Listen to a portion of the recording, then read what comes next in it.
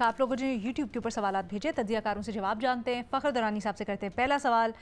فخر صاحب، پوچھا جا رہا ہے پاکستان اور سعودی عرب کا دفاعی معاہدے پر خواجہ آصف نے رد عمل دیا ہے۔ وہ کہتے ہیں کہ مزید ممالک کی طرف سے اگر سیکیورٹی فراہم کرنے کی درخواست موصول ہوئی تو نہ صرف پاکستان غور کر سکتا ہے بلکہ ایک نیٹو جیسے اتحاد پر بھی غور کیا جا سکتا ہے۔ آپ کے خیال میں کیا نیٹو طرز پر مشترکہ عرب سیکیورٹی اتحاد مؤثر ہوگا؟ بالکل، دیکھیں جو عرب ممالک ہیں، خلیجی ممالک میں سب سے زیادہ وہ ہمیشہ سعودی عرب کو بڑے بھائی کے طور پر دیکھتے ہیں کہ جو وہ کرتے ہیں اس کو ہی فالو کیا جاتا ہے۔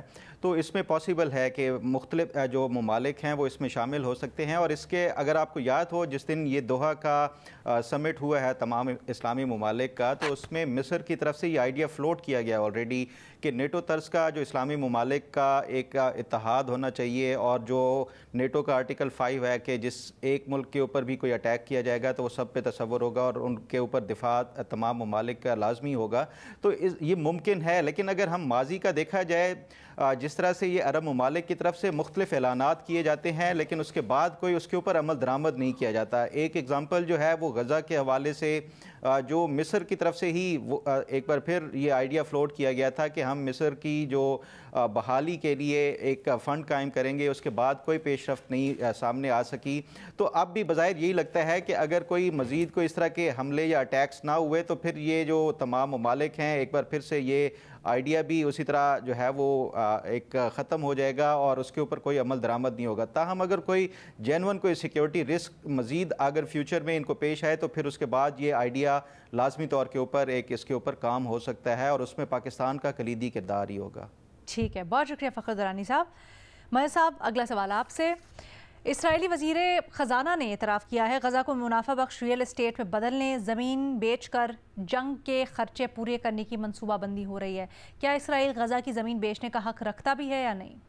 پہلی چیز تو یہ کہ اس سے زیادہ فاشسٹ تھنکنگ اور کیا ہو سکتی ہے کہ جہاں آپ ہزاروں لوگوں کو مار کے جو ہے وہ اس طرح کی گفتگو کریں اور پھر اپنے آپ کو ایک سویلائز قوم کہیں آپ اس کو۔ پہلی چیز یہ کہ یہ ظاہر ہے ان کی خواہش بھی ہے، اور ان کی اسرائیل اور امریکن دونوں کی خواہش یہ ہے کہ صرف حماس تو بہانہ ہے، فلسطین نشانہ ہے، فلسطین کا نام و نشان مٹا دیا جائے۔ یہ جو ریئل اسٹیٹ والا کانسیپٹ اور یہ سب، اگر آپ کو یاد ہو کہ سب سے پہلے ڈونلڈ ٹرمپ نے خود یہ بات کی تھی اس میں، اور اس کی تھنکنگ، ان کی تھنکنگ ہی یہی ہے کہ جیسے بالکل ہسٹری ہو جائے فلسطین، ایک ہسٹری تاریخ بن جائے کہ یہاں کوئی رہتا تھا یا نہیں رہتا تھا، اس طرح کی یہ سوچ ہے۔ یہ سوچ ان کی پوری ہوتی ہے نہیں ہوتی یہ تھنکنگ، لیکن جس طریقے سے تباہی ہو رہی ہے، جس طریقے سے بربادی ہو رہی ہے، جس طریقے سے غزہ کو قبرستان بنایا جا رہا ہے، تو وہ سوچ تو اپنی جگہ ہے، لیکن اس اسٹیج پر اس طرح کی گفتگو کرنا، اس طرح کی بات کرنا، یہ ریفلیکٹ کرتا ہے امریکن مائنڈ سیٹ کو، یہ ریفلیکٹ کرتا ہے اسرائیلی مائنڈ سیٹ کو، یہ ریفلیکٹ کرتا ہے اس سوچ کو جس کی وجہ سے ہم نے اس سے پہلے دیکھا کہ شام کو انہوں نے قبرستان بنا دیا، انہوں نے لیبیا کو قبرستان بنا دیا، انہوں نے عراق کے ساتھ جو کیا، انہوں نے افغانستان کے ساتھ جو کیا۔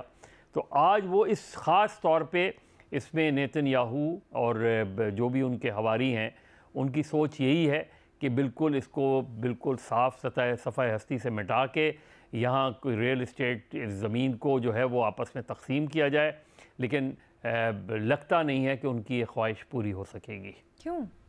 اس لیے نہیں ہو سکے گی کہ دیکھیں ریزسٹنس جو ہوتی ہے نا وہ لانگ ٹرم ہوتی ہے۔ جس طرح فلسطینیوں نے 70-80 سال سے لڑائی لڑی رہے ہیں نا، وہ مارے جاتے ہیں، وہ ان کے بیوی بچے مارے جاتے ہیں۔ بٹ اس دفعہ جو ہو رہا ہے وہ تو بالکل مختلف ہے، جیسے ابھی تو کھنڈر بنا دیا نا انہوں نے، اور اب دیکھیں غزہ کے اوپر جس طرح سے وہ کھنڈر بنا دیا، لیکن آپ کو پھر بھی ایسے یقین کیسے ہے کہ نہیں ہو پائے گا؟ لیکن کھنڈر بنا دیا، لیکن آج تک وہ یرغمالیوں کو نہیں چھڑا سکے۔ انہوں نے کھنڈر بنا دیا ہے لیکن یرغمالیوں کا سراغ نہیں لگا سکے وہ اس میں۔ تو چیز یہ ہے کہ یہ چیزیں جو ہے وہ ایک طریقے سے کہنا ہے آئی ایم ریئلی سوری، یہ میرا خیال ہے میں پہلے بھی اس کو مینشن، بٹ آئی تھنک یرغمالیوں والی بات تو اب اتنی ایبسرڈ ہے کہ آپ کے پاس دنیا کی بہترین انٹیلیجنس ہو, آپ کو کونے کونے چپے چپے کا پتا ہو کہ کیا ہے, آدھے سے زیادہ فلسطین پر آپ کے فوجی اور غزہ کے اوپر اب آپ نے دھاوا بول دیا, آپ کو پتہ ہی نہیں یرغمالی کہاں پہ. یہ تو اتنا بڑا جھوٹ اور یہ سب سے ابسرڈ لاجک ہے. یہ اتنی ایول ڈیزائن ہے, اس کو میں ایول ڈیزائن کہوں گا. یہ جب یہ کہنا کہ جہاں جنگ ہو رہی ہو, جہاں دنیا بھر, چاہے وہ عملی طور پہ دنیا کچھ کر رہی ہے نہیں کر رہی, لیکن دنیا بھر میں لاکھوں لوگ جو ہے سڑکوں پر ہوں, وہاں آپ اس طرح کی بات کریں کہ ادھر جو ہے ریل اسٹیٹ بنائیں گے, اس طرح کی چیزیں کریں گے, یہ بات کرنا ہی ایبسرڈ ہے, یہ بات کرنا ہی ان ہیومن ہے, یہ بات کرنا ہی بروٹیلٹی ہے. یہ شو کرتا ہے اس فاشسٹ تھنکنگ کو جو کہ ہمیں نظر آ رہی ہے. جس طریقے سے بچے, عورتیں اور لوگ مارے جا رہے ہیں فلسطینی, تو ان کی خواہش تو ضرور ہے کہ اس کو ریل اسٹیٹ بنا دیا جائے, لیکن اسٹیٹ آف اسرائیل جو ہے وہ رہے گی نہیں رہے گی, یہ ایک الگ سوال ہے. ہیومینٹی کی تو کیا بات کریں, سب کو نظر آ رہا ہے, لیکن ایک نہیں نظر آ رہا ہے تو اسرائیل کو اور امریکہ کو نہیں نظر آ رہا ہے. ایک بہت اچھا انیشیٹو لیا گیا ہے حکومت کی طرف سے, سروائیکل کینسر اور سرویکل کینسر, اگر آپ امریکن ایکسنٹ کو فالو کرتے ہیں, اس کے خلاف ویکسین لگانے کی مہم اس وقت جاری ہے. اب اس سے متعلق سوشل میڈیا کے اوپر بہت گمراہ کن اور جھوٹا پروپیگنڈا بھی چل رہا ہے, جس سے متعلق جو وفاقی وزیر صحت ہے مصطفیٰ کمال, وہ کہتے ہیں کہ جھوٹے پروپیگنڈے پر یقین نہ کریں. سوال یہ ہو رہا ہے آپ سے بے نظیر کہ کیا یہ رد عمل کافی ہے یا حکومت کوئی مزید اقدامات اٹھائے؟ علینا, آپ نے بالکل صحیح کہا, یہ بہت اچھی ڈیولپمنٹ ہے ہمارے ملک میں, اور جہاں پہ حکومت کی تعریف بنتی ہے بالکل ہمیں کرنی چاہیے. دیکھیں, حکومت اپنی طرف سے کیمپین شروع کر رہی ہے, یہ بہت بڑی بات ہے. اس وقت پنجاب, سندھ, اسلام آباد میں شروع ہو رہا ہے, لیکن ہم کیونکہ میڈیا میں ہیں, ہماری بھی ذمہ داری بنتی ہے کہ اس قسم کے جو پروپیگنڈا ہوتا ہے, متس ہوتے ہیں, مسکنسیپشنز ہوتے ہیں, ان کو بھی ہم دور کریں. اور میں دیکھ رہی تھی کہ جب سے یہ ویکسینیشن میرے خیال سے 15 تاریخ سے شروع ہوئی ہے, تب سے بہت سے والدین ہیں واٹس ایپ گروپس پہ, سوشل میڈیا پہ, ان کو کافی تشویش کا اظہار کر رہے تھے کہ پتہ نہیں بچیوں کی صحت پہ اس کا کیا اثر ہوگا, کیونکہ یہ جو HPV ویکسین ہوتی ہے یہ پاکستان میں 9 سے 14 سال کی بچیوں کو انجیکشن لگے گا. اچھا, اس بیماری کے بارے میں تھوڑا سا صرف یہ کہنا چاہوں گی کہ یہ ایک بہت ہی خطرناک بیماری ہے, اور یہ اس لیے خطرناک ہے کیونکہ اس کے کوئی خاص سمٹمز نہیں ہوتے. آپ کو پتہ ہی نہیں ہوتا, یہ زیادہ تر عورتوں میں ہوتی ہے, آپ کو پتہ نہیں ہوتا, آپ کے کمر میں درد ہوتی ہے, آپ کو لگتا ہے کوئی بڑی بات نہیں ہے, اور وہ ایک سمٹم ہوتا ہے. اور دنیا میں یہ 4تھے نمبر پہ ہے موسٹ کامن خواتین میں جو کینسرز ہیں, پاکستان میں یہ 3رے نمبر پہ ہے. تو آپ سوچیں کہ کتنے زیادہ کیسز جو ہیں وہ پاکستان میں ہر سال رپورٹ ہوتے ہیں. صرف ایک انجیکشن سے ہم کتنی خواتین کی جانیں بچا سکتے ہیں. اچھا, جہاں تک متس اینڈ مسکنسیپشنز کی بات ہے, ایک جو بار بار میں دیکھ رہی تھی سوال پوچھا جا رہا تھا بہت سے واٹس ایپ گروپس میں کہ کیا اس سے بچیوں میں انفرٹیلٹی بڑھتی ہے یا ان کی جو ماہواری کا جو نظام ہے اس پہ کوئی اثر پڑتا ہے. علینا, میں نے خود, کیونکہ میری بھی دو بیٹیاں ہیں, میں نے اس کے بارے میں پڑھنے کی کوشش کی, سمجھنے کی کوشش کی.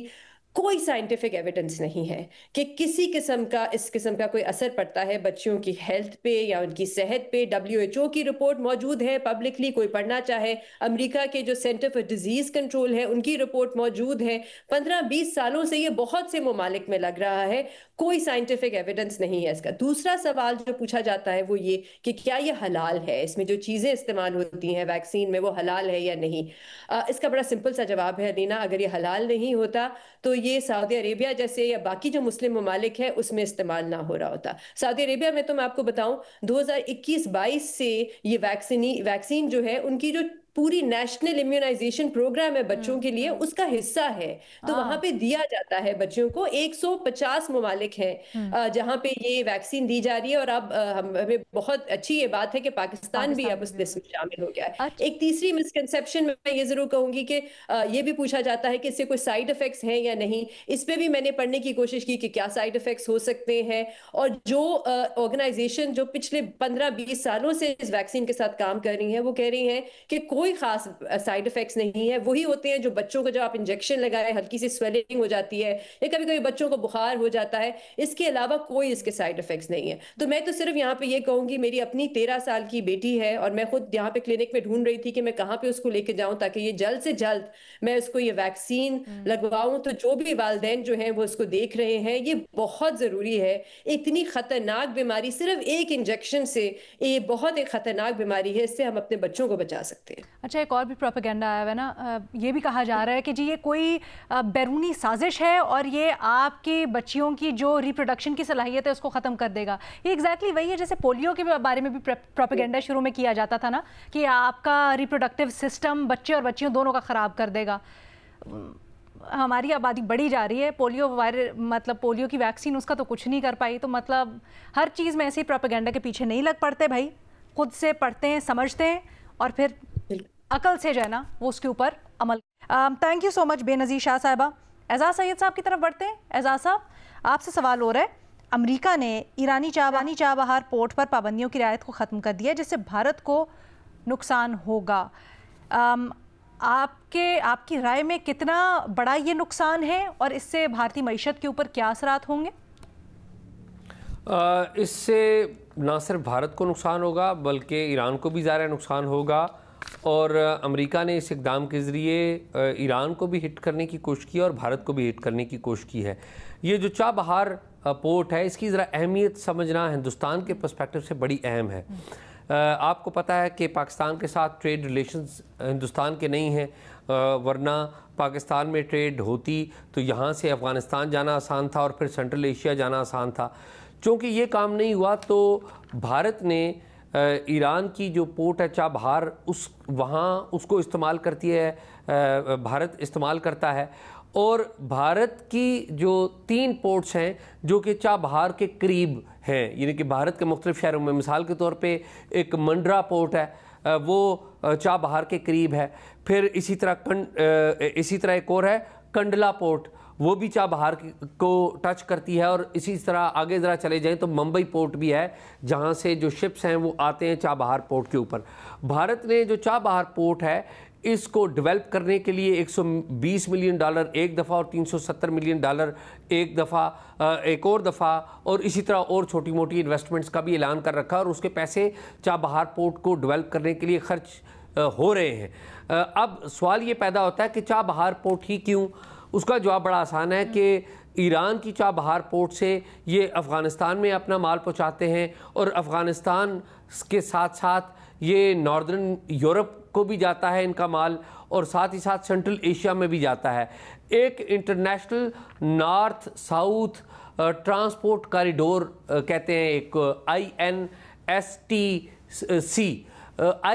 INSTC भी इससे डिस्टर्ब होगा, जिसमें सबसे ज़्यादा जो ट्रेड है वो भारत करता है, और ये ट्रेड वो सबसे ज़्यादा किसके साथ करता है? रशिया के साथ करता है, अफ़गानिस्तान के साथ करता है, ईरान के साथ करता है और सेंट्रल एशिया के साथ करता है। तो अमेरिका के इस इक़दाम से आपको पता है LCs खुलना वो मुश्किल हो जाएंगी, फ्रेट की जो कीमत है वो बहुत ऊपर चली जाएगी, तो इसमें कोई शक नहीं है कि हिंदुस्तान को और हिंदुस्तान की तजारत को बड़ा नुकसान होगा। और इस रीजन में तो मुंद्रा पोर्ट से बहुत बड़ा, मेरा ख्याल है इस रीजन में सबसे ज़्यादा बिजनेस वहीं पे होता है, बट वो इस तरह से इसको समझा जाए कि अमेरिका ने एक स्टोन से बहुत सारे निशाने कर लिए। बिल्कुल इसमें कोई शक नहीं है कि अमेरिका ने इस इक़दाम से बहुत सारे निशाने बनाए हैं। ईरान को भी निशाना बनाया है और हिंदुस्तान को भी निशाना बनाया है। ईरान पाकिस्तान का ज़ाहिर पड़ोसी मुल्क है, ब्रादर मुल्क है, बट क्या बेसिक टारगेट भारत है? बिल्कुल बेसिक टारगेट भारत भी है और ईरान भी है। आप देखिए ना कि अगर हिंदुस्तान और ईरान के दरमियान तजारत नहीं होती तो ईरान का तो नुकसान है ना, हिंदुस्तान का तो नुकसान है ही है, लेकिन ईरान के अंदर की जो इकानमी है, ईरान तो बैरूनी इकानमी के ऊपर इतना ज़्यादा डिपेंड नहीं है। ईरान तो अपनी जो पड़ोसियों के साथ जो तजारत उसकी चल रही है उनके साथ उसकी कुछ आमदन होती है, और ईरान के अंदर भी काफ़ी कारोबार है, वहाँ पर फर्टिलाइज़र भी है, वहाँ पर एग्रीकल्चर भी है, आपने मुख्तलिफ ज़ाविये बताए। दरअसल मैं स्पेसिफिकली ये जानना चाह रही थी कि क्या ये टैरिफ वॉर का ही हिस्सा है, क्या मेन जो इसका बुनियादी हदफ है वो वही है कि भारत के ऊपर प्रेशर डालना और फिर उसको किसी ना किसी तरह से निगोशिएशंस के लिए लेके आना? देखिए, भारत एक कांस्टेंट टारगेट के ऊपर है अमेरिका की तरफ से, अमेरिकी सदर डोनाल्ड ट्रंप की तरफ से। लेकिन आपको पता है और हमें भी पता है कि अमेरिकी सदर जब इस खित्ते में देखते हैं तो वो 3 मुल्कों को अपना मुखालिफ तस्वर करते हैं। भारत के साथ उनका एक ट्रेड लिंक तो मौजूद है, लेकिन भारतीय प्राइम मिनिस्टर के साथ और भारतीय जो मौजूदा क़यादत के साथ उनकी अंडरस्टैंडिंग नहीं है। ईरान को आप देख लें, ईरान को इन्होंने एक्सेस ऑफ ईवल करार दिया था, फिर चीन को अपना कंपटीटर इकोनॉमी के एतबार से देखते हैं। तो ये इकदाम करके उन्होंने दो जो लोग हैं ईरान, दो ममालिक ईरान और इंडिया को। ठीक है, बहुत शुक्रिया एजाज सैयद साहब।